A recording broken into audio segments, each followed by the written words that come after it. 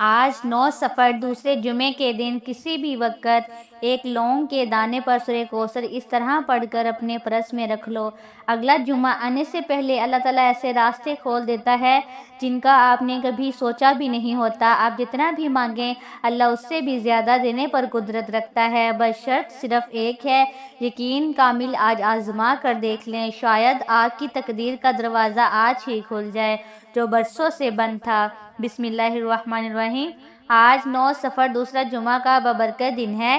یہ وہ دن ہے جو بار بار نصیب نہیں ہوتا، شاید یہی وہ دن ہے جو آپ کی تقدیر بدل دے۔ یہ وظیفہ ان لوگوں کے لیے ہے جو تھک چکے ہیں، جو دن رات محنت کرتے ہیں، صبح سے شام تک کوشش کرتے ہیں، مگر پھر بھی حالات بدلتے نظر نہیں آتے۔ رزق آتا ہے مگر ٹھہرتا نہیں، برکت جیسی کوئی کھو گئی ہو اور پریشانیاں کم ہونے کی بجائے بڑھتی ہی جا رہی ہوں۔ اگر آپ بھی انہی معاملات سے گزر رہے ہیں تو آج کا دن عام نہیں، سفر کا مہینہ وہ مہینہ ہے جو محرم کے بعد آتا ہے۔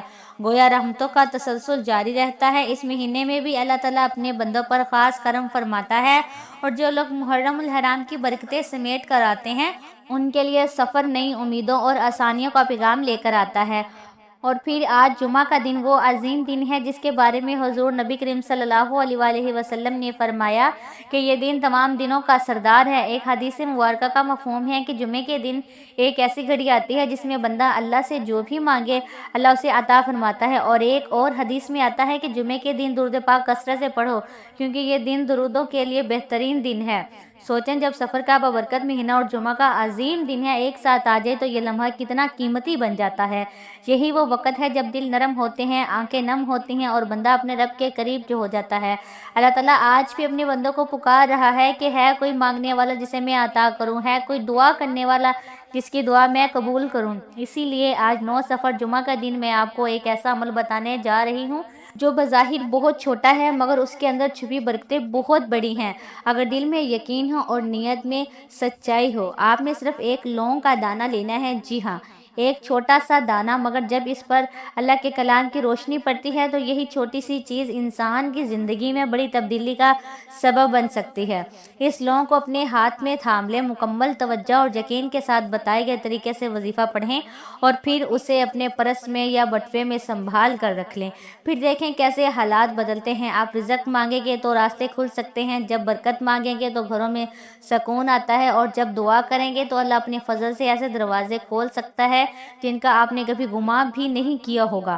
لیکن یاد رکھیں اس عمل کی ایک اہم شرط ہے، اس لونگ کے دانے کو سنبھال کر رکھنا ہے، اس کی قدر کرنی ہے، کیونکہ بعض اوقات اللہ اپنی بڑی رحمتیں چھوٹی چیزوں میں چھپا دیتا ہے اور وہی چھوٹا سا عمل انسان کی تقدیر بدلنے کا سبب بن جاتا ہے۔ یاد رکھیے گا آج جمعے کا دن ہے اور جمعے کا دن ویسے ہی قبولیت کی گھڑیوں سے بھرا ہوا ہوتا ہے۔ عمل کو شروع کرنے سے پہلے ایک چھوٹی سی گزارش ہے، اگر آپ اس چینل پر نئے ہیں اور آپ نے ابھی تک چینل کو سبسکرائب نہیں کیا تو خدا را اس چینل کو ابھی سبسکرائب کر لیں تاکہ آپ تک ایسے روحانی اعمال اور وظائف باقاعدگی کے ساتھ پہنچتے رہیں۔ ماشاءاللہ۔ اب آتے ہیں اصل عمل کی طرف۔ آپ نے باوضو ہو کر مصلے پر سکون کے ساتھ بیٹھ جانا ہے، ایک لونگ کا دانہ اپنے سیدھے ہاتھ کی ہتھیلی پر رکھ لینا ہے۔ اپنے دل کو ہر فکر سے خالی کریں اور پوری توجہ کے ساتھ اپنے رب کی طرف متوجہ ہو جائیں، کیونکہ جب بندہ سچے دل سے اللہ کے سامنے بیٹھتا ہے تو اللہ بھی اپنے بندے پر خاص رحمت نازل فرماتا ہے۔ سب سے پہلے آپ نے اللہ پاک کے پیارے نبی حضرت محمد صلی اللہ علیہ وآلہ وسلم پر 3 مرتبہ درود پاک پڑھنا ہے۔ یاد رکھیں درود پاک کے بغیر کوئی بھی وظیفہ مکمل نہیں ہوتا۔ یہ وہ مبارک دعا ہے جو سیدھا عرش تک پہنچتی ہے اور بندے کے عمل کو قبولیت کا راستہ دیتی ہے۔ اکثر لوگ شکوہ کرتے ہیں کہ ہم وظائف پڑھتے ہیں مگر اثر نہیں ہوتا، تو اس کی ایک بڑی وجہ یہی ہوتی ہے کہ وہ درود پاک کو نظر انداز کر دیتے ہیں۔ آپ کوئی بھی مختصر درود پڑھ سکتے ہیں جیسے صلی اللہ علیہ وآلہ وسلم یا صلی اللہ علیہ محمد، لیکن اگر آپ درود ابراہیمی پڑھ لیں تو اس کی برکت اور تاثیر کہیں زیادہ بڑھ جاتی ہے۔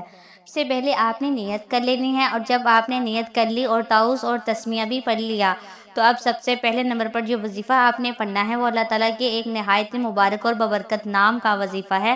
اللہ تعالیٰ کے 99 نام ہیں اور ہر نام اپنی جگہ بے شمار فضیلت، رحمت اور برکت رکھتا ہے۔ ہر نام میں ایک خاص تاثیر چھپی ہوئی ہے، ایک خاص نور ہے جس بندے کی زندگی کو بدل دیتا ہے۔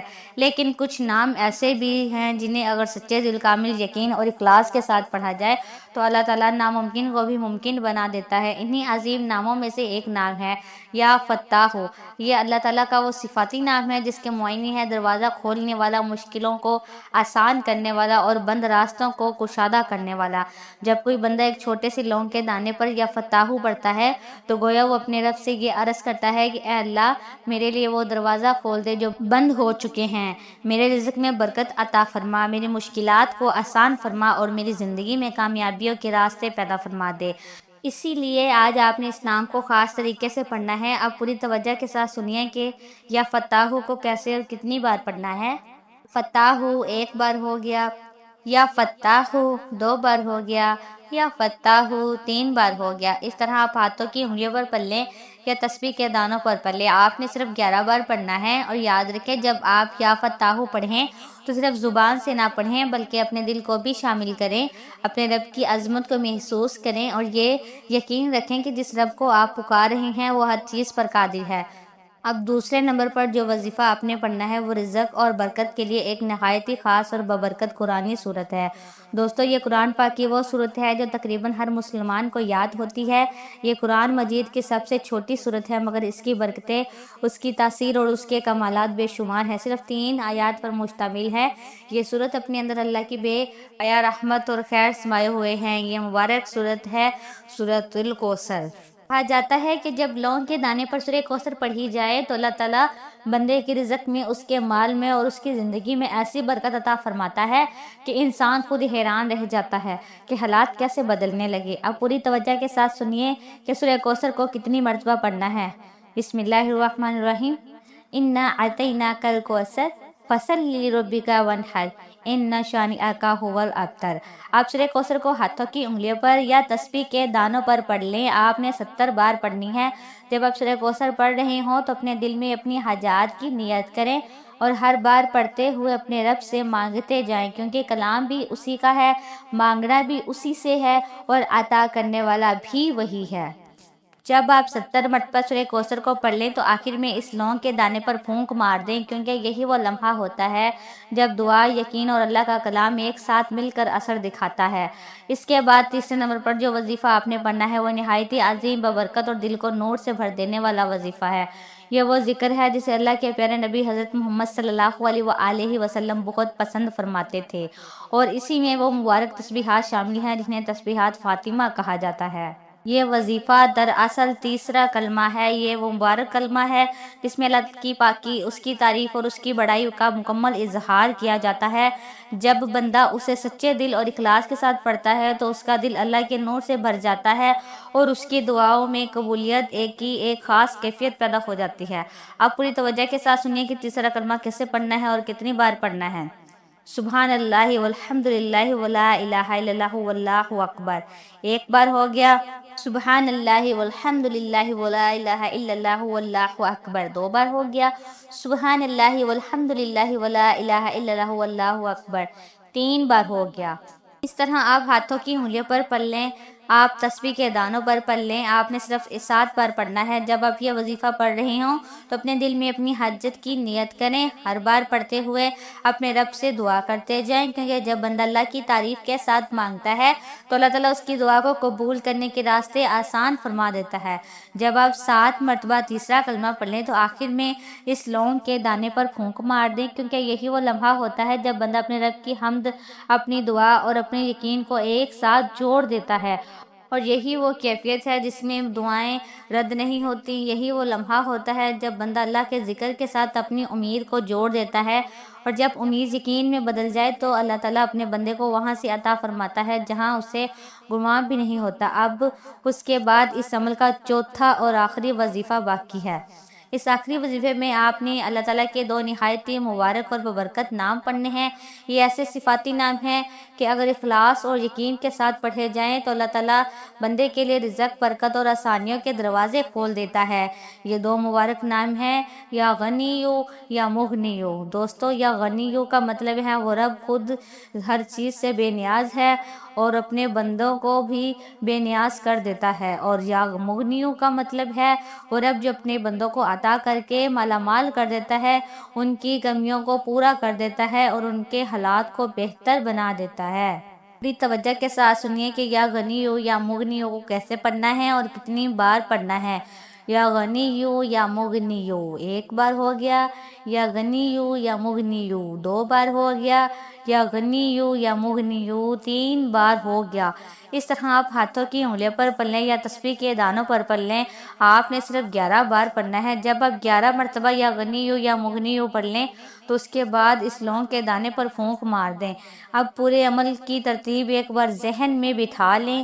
پہلے نمبر پر 11 مرتبہ یا فتح، دوسرے نمبر پر 70 مرتبہ سورہ کوثر، تیسرے نمبر پر 7 مرتبہ تیسرا کلمہ، چوتھے نمبر پر 11 بار یا غنیو یا مغنیو، اور آخر میں 3 مرتبہ درود پاک پڑھیں، وہی درود پاک جو آپ نے عمل کے شروع میں پڑھا تھا۔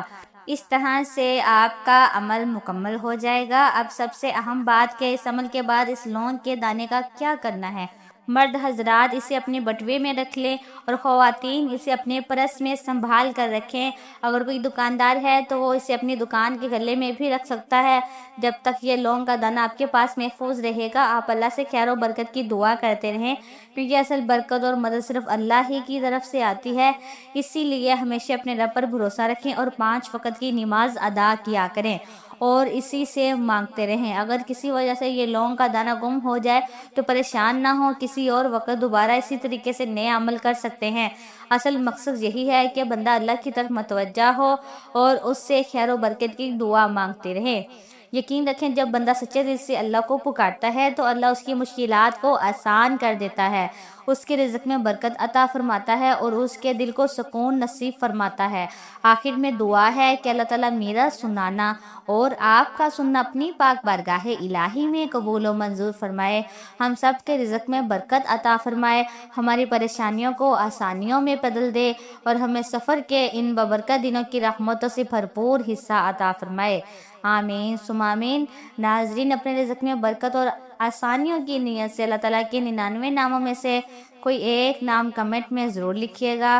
جزاک اللہ خیر۔ السلام علیکم ورحمۃ اللہ وبرکاتہ۔